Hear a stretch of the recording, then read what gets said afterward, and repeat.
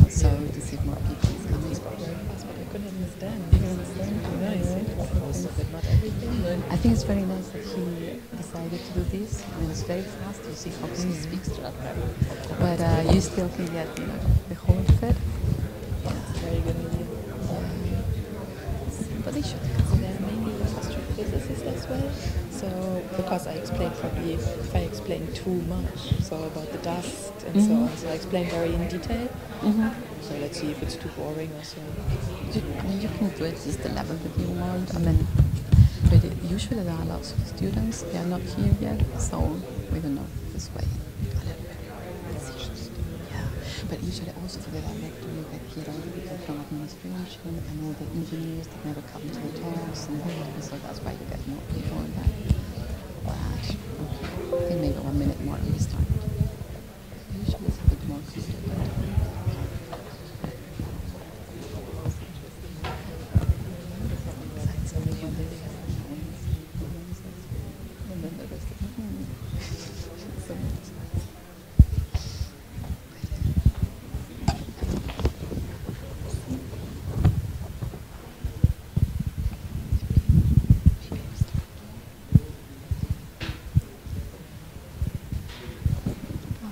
We can start.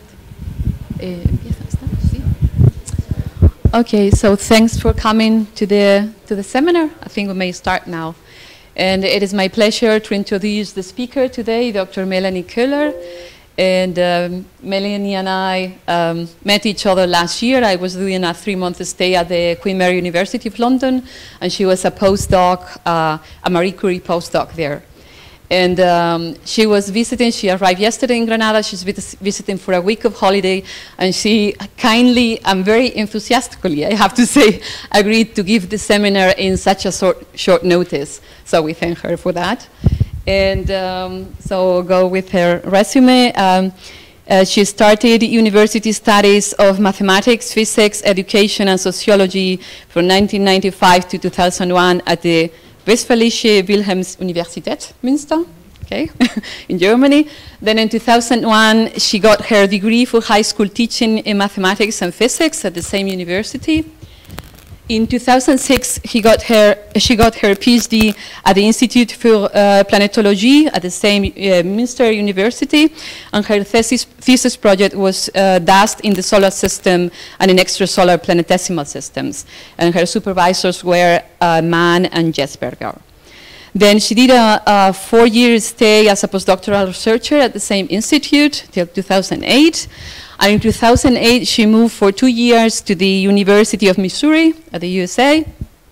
And then in 2010, she was a postdoc for 5 years at the Institut d'Astrophysique Spatiale at Orsay in France. And she was working on dust evolution on the interstellar medium and on dust and gas in this PVR observed with Herschel, the photo dissociation regions that she will talk about also. And her main collaborator is Anthony Jones, is that? Yeah. And then she was a Marie Curie postdoc at the Queen Mary University London from 2015 to 2016. And just about a year ago, she went to the, I don't know if the dark side or the bright side, and she has become a data scientist in London for the past year. But so she will talk about the dust evolution, the interstellar medium, when you want. The work I did for the last 5 years when I was still a postdoc in physics. So it's about dust evolution in the interstellar medium. And the outline of the talk is I will give a short introduction about dust in general, and then present the Themis dust model. This is a new dust model for dust in the interstellar medium.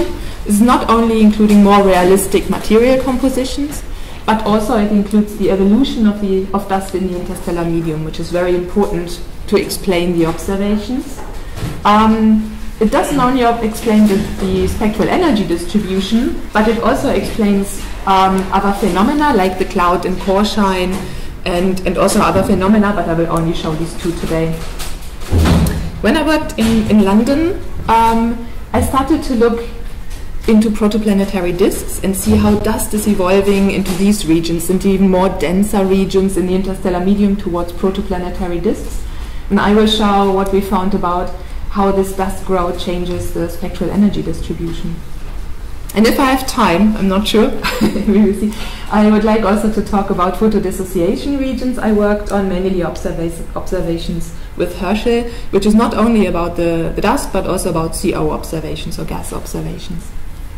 So very general introduction about dust. So it's pretty much seen everywhere in space.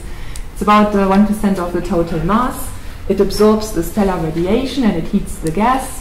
And it traces very well the interstellar and circumstellar matter, which we otherwise wouldn't observe. My entire work was always towards a more realistic dust model and including the evolution or studying the evolution of the dust from the diffuse interstellar medium to debris disks. And this one here is one typical dust particle, interplanetary dust particle we find in our solar system. This is the zodiacal light, which shows like the scattering of the sunlight in the ecliptic plane of the solar system, so this kind of triangular shape.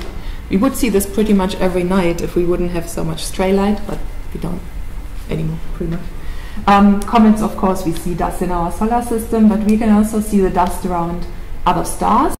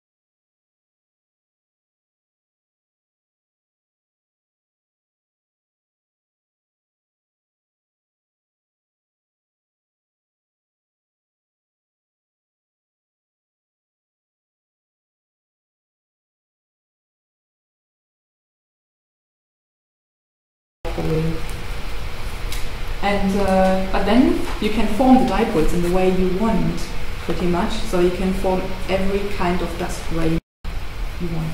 And that was really nice in our case. So we assumed the DDA, the discrete dipole approximation, to calculate these kind of dust particles. The size distribution we used is, this is only shown for the large grains now, for the big grains. So this is the distribution we had before. And due to the accretion phase, we mainly add material. So this is the core mantle grains with the second mantle, then come to these size distribution. Then we form the aggregates, where the small grains go over into larger grains. So we have a shift in the size distribution. And then just to the ice mantle formation, we add mass again, and the size distribution just increases. So when we then use the discrete dipole approximation, we get the absorption coefficient, the scattering coefficient, and the asymmetry parameter, which then gives the optical properties of the grains, which we can implement directly to calculate the spectral energy distribution. And here are the results for that.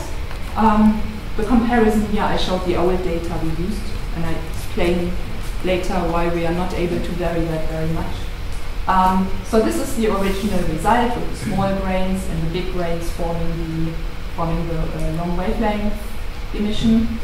If we add the second mantle, we get the green curve, and we see due to the addition of material, the curve increases. But what we also see is this change in slope here.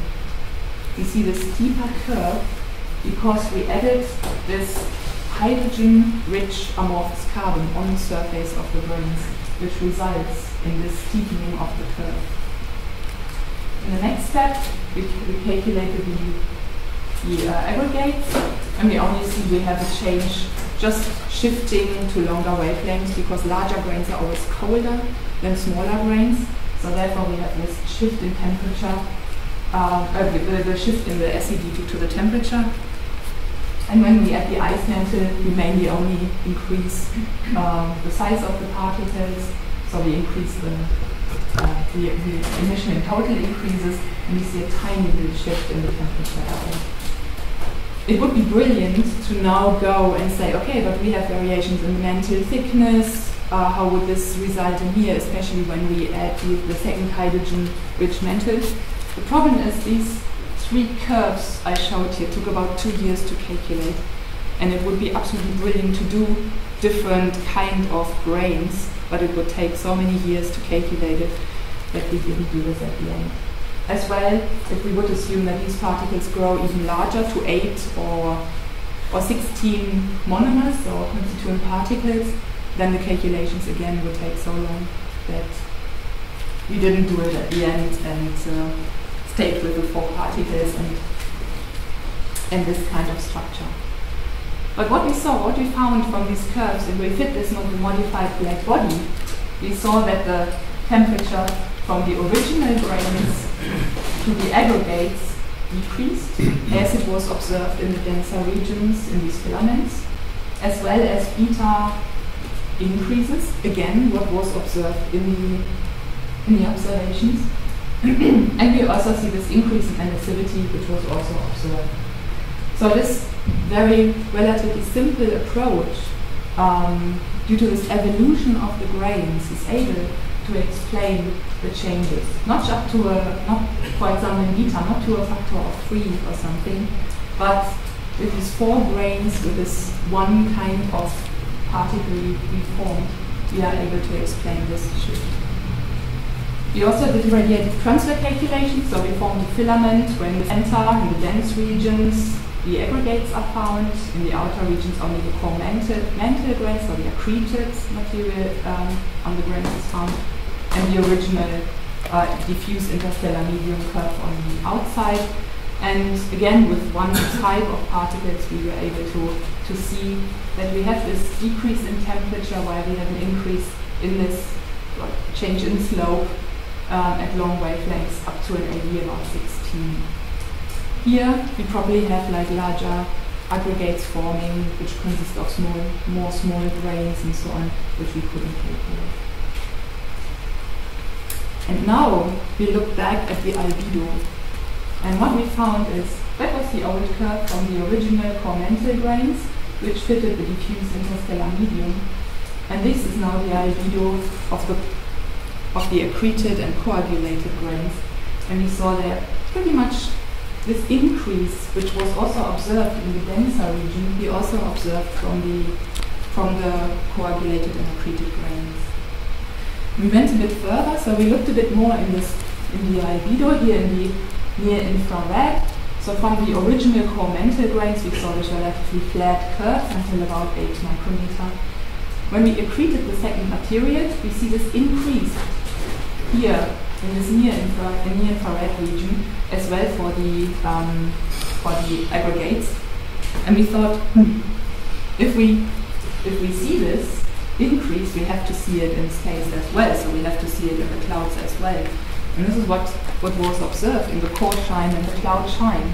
So these cores or clouds, they have this increase or increasing radiation in these wavelengths, in the 3.6, 4.5, and 5.8 micrometer wavelength, but not in the 8 micrometer wavelength anymore. And this is exactly what the model also showed. When we go into the denser region, into these filaments, we have this increase in the albedo. I'll skip this one, which actually shows the same, just in another form, and the same for the cloud shine. So these names were different, cloud shine and core shine, but at the end we assume they are the same phenomenon. We clearly see this increase here in certain bands, and when we go to filaments in denser regions, which might be due to this coagulation and accretion of material from the dust. This now shows radiative transfer calculations from this one cloud I showed from the Taurus cloud here in this region, where the cloud shine was observed. And when we do calculations in the JH and K band, these are the observations, these are our model calculations with the aggregates. We clearly see this trend, not exactly the same curve, but we clearly see this trend as it was from the observations. And right now, there is a collaboration called Dustpedia, and this dust model is now used to explain, to fit spectral energy distributions of galaxies observed with Herschel. And I do not have any results on this, especially also because I didn't collaborate with them for a year now. But the model is used to explain or to fit these SEDs. So in the second part, I would like to talk now about this further growth of dust particles into denser regions. This was the last project I did at the Queen Mary University. So I explained before this part, so we have the diffuse interstellar medium dust, which is then accreted. The question was once, which I wanted to follow and I didn't anymore, is like when we go now into the photodissociation regions where we have this very strong radiation on dust particles, what happens there? But we didn't. My approach was then what happens if these grains go into even denser regions and protoplanetary disks. So this is a sketch of a protoplanetary disk with a star in the center and the disk shown from the side. And observations are done, for example, in the near-infrared, mid-infrared, where we see the pH features or the silicate features.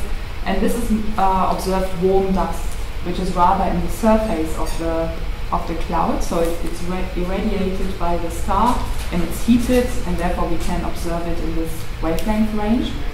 While at long wavelengths we observe rather cold dust, which is then the dust in the center, which is shielded from the radiation and therefore cold. And the question is, what kind of dust do we find there? There are a lot of different effects which determine where dust is located in a disk. So we have the radiation pressure force, which can kick small and very porous particles away from the star. We have winds in the upper layers of the disk. We have turbulences. If the disk is turbulent, then these turbulences would affect the dust particles.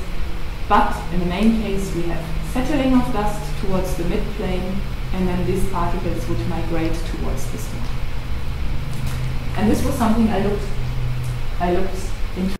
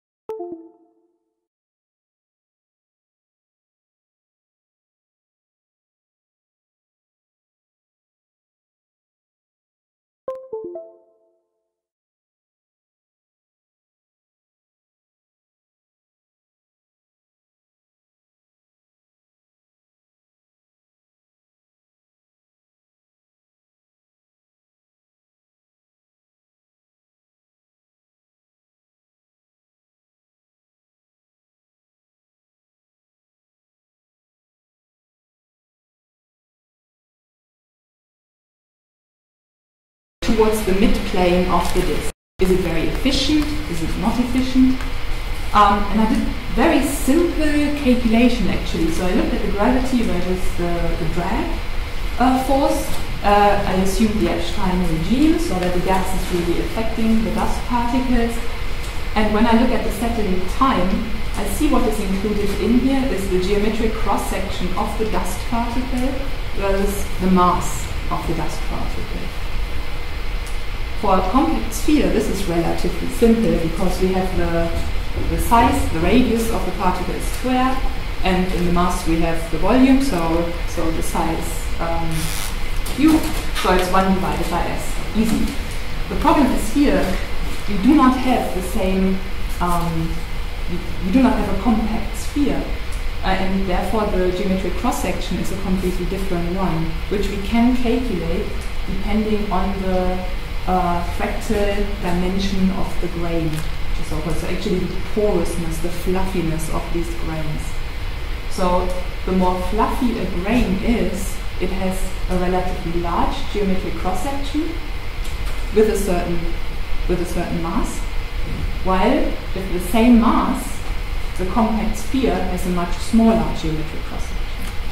And even if we have like something which is more compact, we clearly see that even if it's the same mass, the geometric cross-section is larger. And this now plays a crucial role when we look at the settling of the dust particles, especially the time, because this is now a plot for the settling time versus the grain mass in grams. That means here we have like a single grain, and here we increase the size of an aggregate, but we keep these fractal dimension constant. So it's like a porous, relatively large grain with the same mass. So the mass of all is the same. So what we see for, just pick one out, we see like a solid grain has always a faster settling time than a little bit porous grain compared to a very porous grain. And what I also show here, these are the radius of the constituent particles. So I see there 0.1, 1 micrometer, 10 micrometer inside. But in each case, we can see that the difference in time is relatively large. So coming back to this picture now, it is rather possible that we find more compact grains in the mid-plane of the protoplanetary disk in early stages of the protoplanetary disk. Later on, probably the other particles can also move down to the mid-plane, but first of all, in the first stage, we see this relatively compact particles in the mid-plane. The other thing, what I calculated before, is not only affecting the settling, but also if the disk is turbulent, the turbulences would also drift up the aggregates much more efficiently than the solid grains.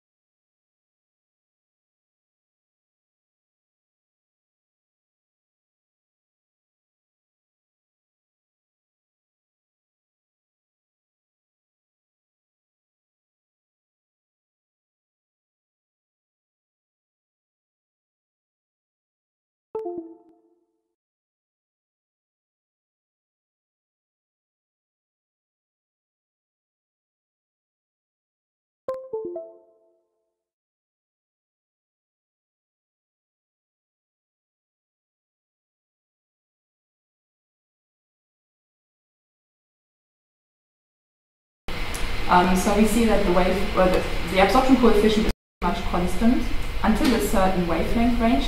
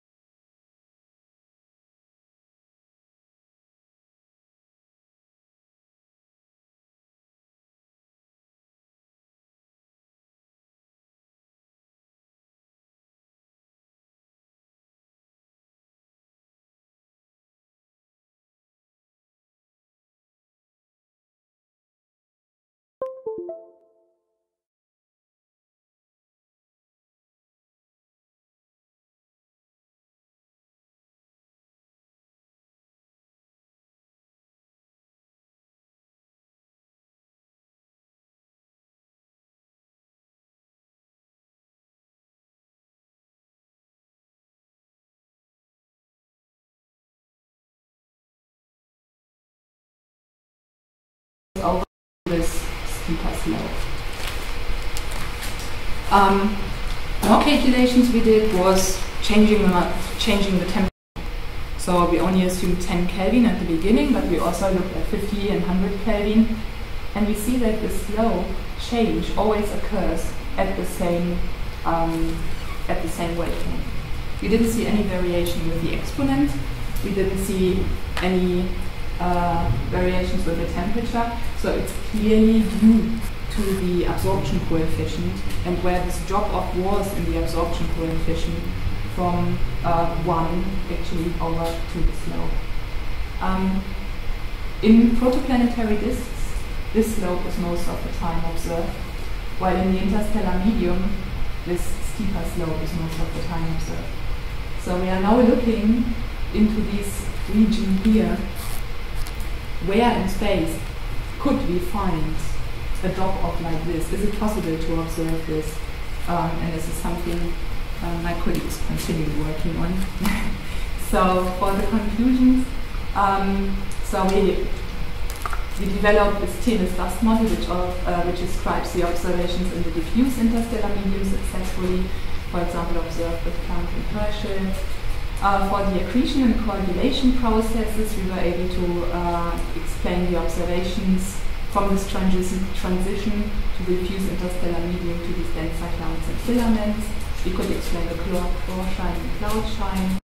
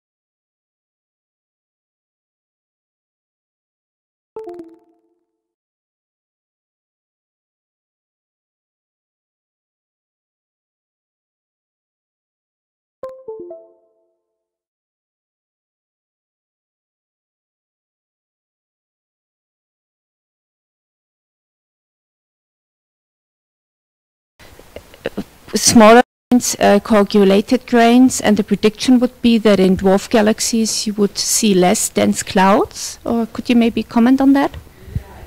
Comment a bit on this. We worked with Aurélie Rémy-Rière. I don't know if you know, she worked on the Herschel observations of the dwarf galaxies, and we used our dust model to fit the SEDs. And a variation which might be interesting for this is this part here.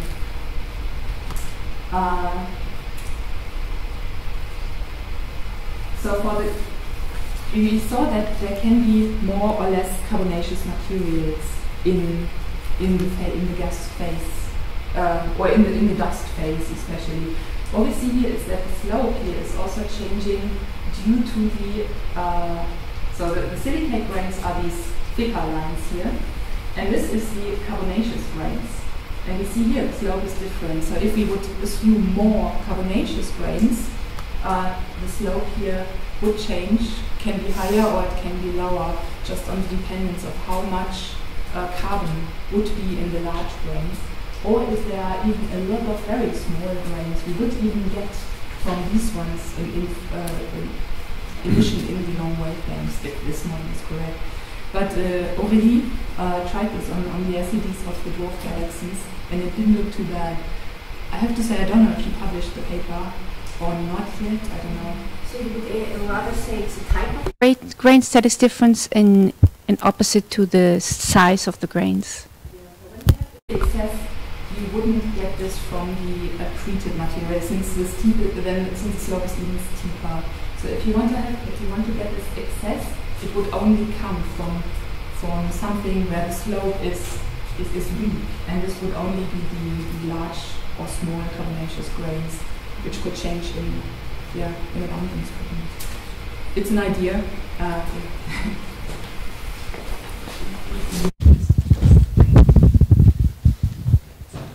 Some more questions? Just a simple question. At what point do disrupted collisions play a role in sort of shaping the size distribution of your dust cloud? The collisions?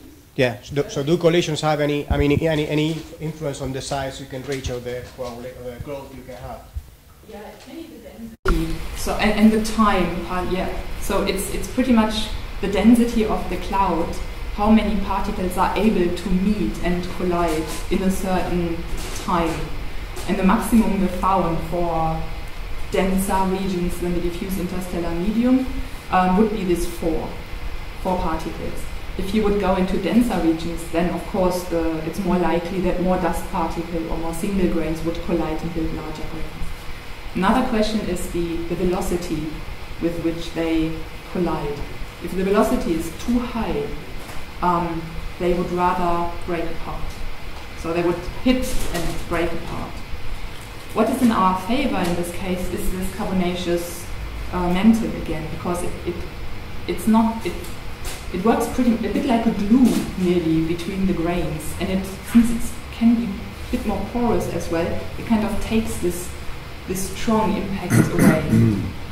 So this would be helpful for the correlation, yeah. But the speed, the collision speed. So in general, these clouds are very slow. These clouds are.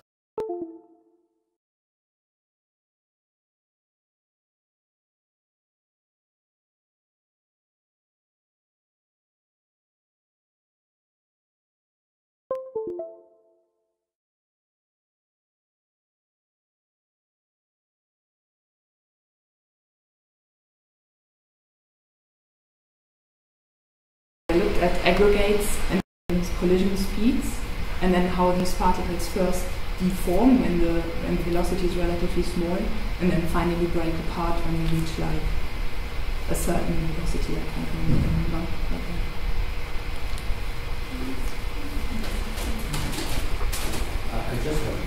So during the SED fitting in your dust model, have you had a stellar contribution into your dust model? I mean, especially about the 10 to 100 micron, all stars can still contribute a lot in the infrared observation. Mattis radiation field for this, we didn't vary that. So have you considered the contribution from all star or not? No. It's just the normal radiation, the interstellar radiation field, which was considered from this Mattis et al. 79 paper, 97 paper, I can't remember. So the all stars significant in 10 to 100 micron. So if you don't consider their contribution, then you could get a wrong result, right? You do, SED fitting for a real observation. So we did this only for this model here, and we used the Mattis radiation field. There was another study we did if the radiation is relatively strong, but then the small grains could also break apart more easily. There was a paper by Marco Bocchio in 2-3 years ago, and he looked more into how stronger radiation can change the particles and therefore the SED. I by myself didn't do this in this case.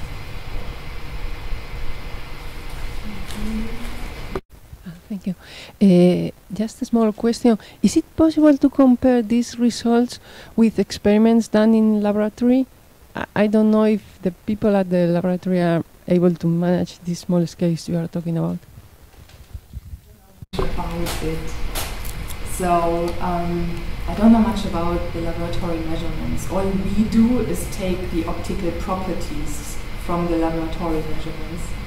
But this formation of mantle, I don't know much about this. I know it's taken into account by a group in Toulouse from Karim Demick. They're looking, or they want to look, I don't know, into core mantle grains. I don't know if they started working on this already or not, and then see how the optical properties then change. But as far as I know, like for example, the coagulation, the aggregate formation, I don't know if this is taken into account with core-mantle grains. I don't know. With single grains, yes, but with core-mantle grains, I don't know. I don't think so.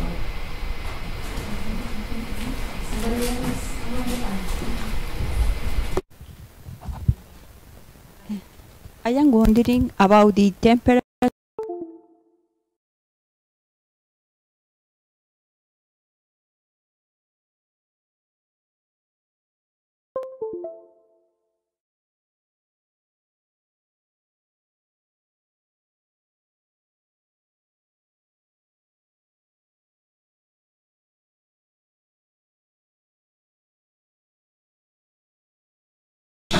Single grains, taking stochastic heating into account for the small grains. So this is purely calculated. When we fit it with a modified black body, we get a temperature out, which is kind of, it's not really a grain temperature, it's just the modified black body temperature. But for the single grains, we have the temperature for each grain. Where is the molecular cloud? The spectral energy distribution relations correspond to molecular cloud filaments, or what kind of the object? No, so we are assuming easily. Yeah, no, this is purely the diffuse interstellar medium, and we assume the radiation field of Matisse. Later on, when we go into the denser regions, it's the paper by Nathalie Isa, she assumes also from the outside the Matisse interstellar radiation field, but then takes radiative transfer into account and certain density towards the center of the filament. Yeah, but we calculate the temperature of the grains at each step. Yeah.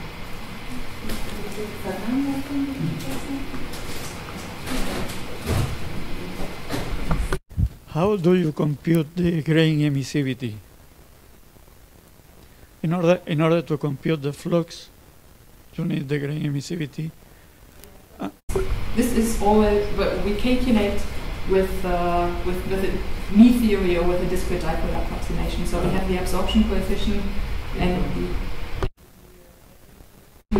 then we calculate the emissivity from this. Later on, with the modified black body fit, we get the emissivity then due to this fit only. But for the model itself, we calculate it from scratch with the optical properties of the grains.